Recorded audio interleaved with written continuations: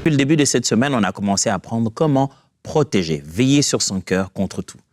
Contre le monde, contre le diable, contre les hommes. Et aujourd'hui, en terminant cette semaine, on va apprendre comment on peut garder son cœur contre soi-même, en fait.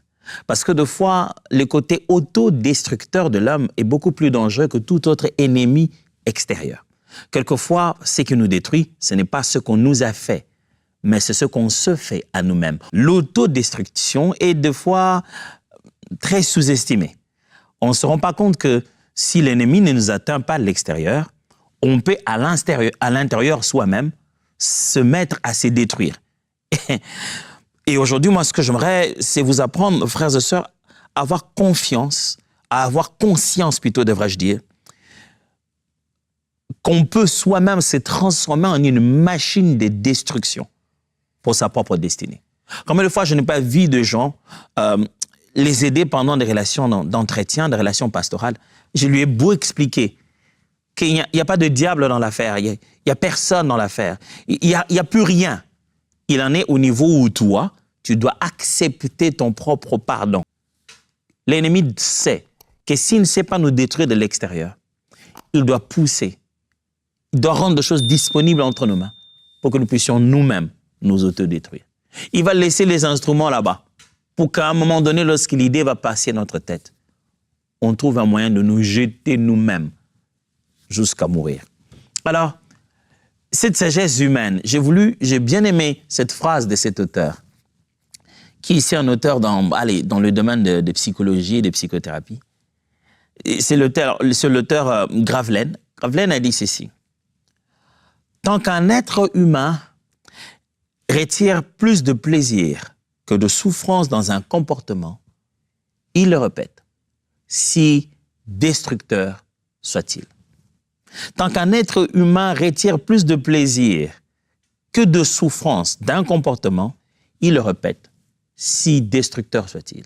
J'ai déjà dit une fois ici, il est très difficile d'abandonner une chose qu'on aime, pour laquelle on prend plaisir. Tant qu'une chose n'est pas encore devenue mauvaise, on n'a pas tendance à l'abandonner.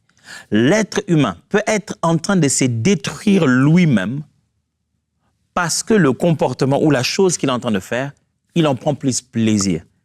Tu peux prendre plaisir à une chose qui te détruit, en fait.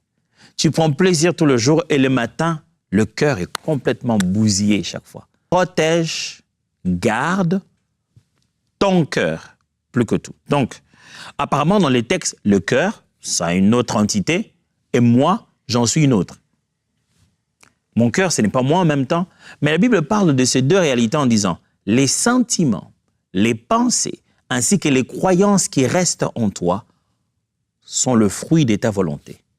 Il y a un moment que la Bible appelle « Garde, veille sur ton cœur plus que toute autre chose, car de lui viennent les sources de la vie. » Lève des options, décide volontairement sur quel type de sentiments, de pensées et de croyances peuvent entrer dans ton cœur ou non. Veille-y toi-même. Alors, comment maintenant, si la chose qui veut entrer dans mon cœur, qui veut attaquer mon cœur, ne vient pas de l'extérieur en fait, j'essaie de protéger, de veiller sur mon cœur au sujet d'une chose qui naît de l'intérieur, qui est un mélange des informations qui existaient déjà. Je n'avais pas ce sentiment-là, mais je me suis souvenu que, mais il y a ça, personne ne m'a rien dit, mais ça peut naître à l'intérieur de moi-même. Et je me transforme en une sorte de bombe à retardement contre moi-même. Qu'est-ce que je te propose, mon frère? Qu'est-ce que je te propose, ma sœur? Premièrement, soumets tes désirs à Dieu. Frère, sœur, soumets tes désirs à Dieu. On a des besoins, on a des envies, on a des désirs, il n'y a rien de mal. Mais prends ça, soumets ça à Dieu. Alors, vaut mieux prendre tes désirs, tes vœux, tes envies, juste le soumettre au Seigneur. Ça signifie que quand une pensée, un désir, même un fantasme, une idée, un monde secret dans ta tête, une réflexion se développe au-dedans de toi, fais-la passer par le détecteur de la présence de Dieu. Est-ce que ça ressemble au Seigneur? Est-ce que la parole en moi dit oui? Est-ce que l'esprit en moi témoigne? Soumets tes désirs à Dieu. Tu veux faire un projet, tu as des pensées, des choses qui te passent en tête, soumets tes désirs à Dieu. Il n'y a pas un endroit où tu peux être fragile, je veux dire, tu peux être vulnérable sans avoir peur. Sois sincère devant Dieu. Dis-lui quand tu commences à déraper. Dis-lui quand ton cœur commence à partir. C'est le seul qui peut t'aider vraiment. Alors, soumets tes désirs à Dieu. Sinon, tu ne pourras pas vaincre la guerre interne. Parce que quand ça se passe à l'intérieur, personne ne peut t'aider. Freddy, qu'est-ce que tu fous?